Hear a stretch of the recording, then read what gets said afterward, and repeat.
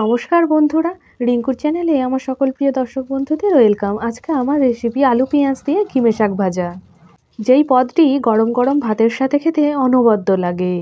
সম্পূর্ণ টাটকা সবজি দিয়ে রান্নাটি আপনাদের সামনে করে দেখাবো। এটি একটি ঘরোয়া রান্না। এই যে এটা দেখতে পাচ্ছেন, এগুলো হলো ঘিমে শাক। ঘিমে শাক ভীষণই তেতো একটি শাক। মুখের রুচি ফেরাতে এই শাকের ভূমিকা অনস্বীকার্য। এই শাকের অনেক উপকারিতা রয়েছে। যারা গ্যাসের সমস্যায় ভুগছেন, এই শাক খেলে সেই সমস্যা সমাধান হতে পারে এবং ডায়াবেটিসের প্রতিরোধেও এই শাকটির ভূমিকা অনস্বীকার্য। আপনি যদি আমার চ্যানেলে নতুন দর্শক বন্ধু হয়ে থাকেন, তাহলে প্লিজ চ্যানেলটিকে সাবস্ক্রাইব করে পাশে থাকার অনুরোধ রইল। ঘিমে শাকগুলো তুলে নিয়েছি। এইবার বেশ ভালো করে ধুয়ে বেছে নেব। দেখুন, এই শাকটা এই রকম দেখতে হয়। শাকটাকে প্রথমে ধুয়ে নিয়েছি, যেহেতু শাকের মধ্যে বালি ছিল তাই প্রথমে শাকটাকে ধুয়ে নিয়েছি। এবার বেছে আর একবার ধুয়ে নেব। শাকটা কিভাবে বাছতে হয় সেটাই আপনাদের সামনে একবার দেখাচ্ছি। অনেকেই এই রান্নাটি জানেন, তবে যারা নতুন তাদের জন্য আর একবার দেখিয়ে দিলাম। এইভাবে শাকের ডগাগুলো এবং পাতাগুলো বেছে নিচ্ছি। ভাতের সাথে প্রথম পাতে এই পদটি খেতে ভীষণই ভালো লাগে। বর্তমানে এই শাকটি একদম বিলুপ্তির পথে।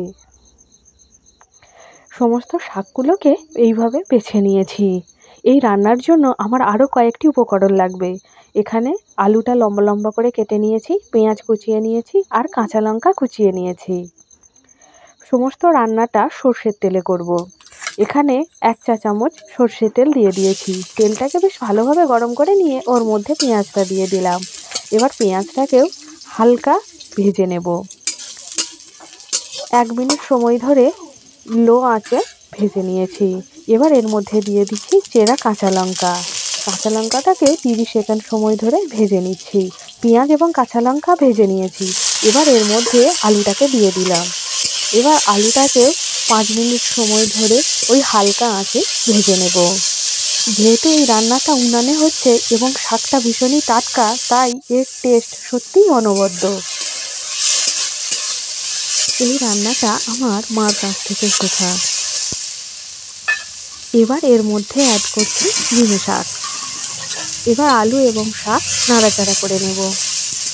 আলুটা প্রায় 80% সেদ্ধ হয়ে গেছে, আর শাকটা যেহেতু ভীষণই নরম ছিল তাই একটু দেরিতে শাকটা দিলাম।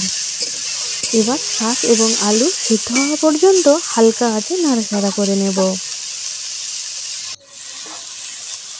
এইবার এর মধ্যে অ্যাড করছি স্বাদ মতো লবণ।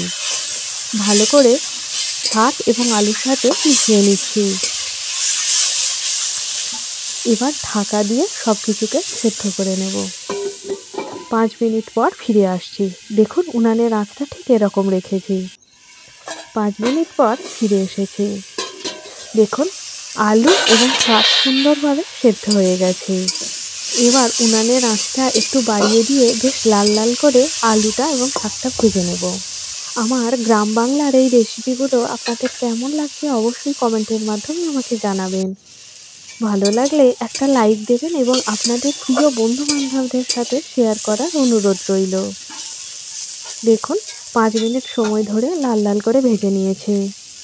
তৈরি হয়ে গেছে পেঁয়াজ দিয়ে আলু ঘিমে শাক ভাজা। আজকে এ পর্যন্তই। আবার আপনাদের সাথে দেখা হবে অন্য একটি পর্বে, অন্য একটি নতুন রেসিপির সাথে।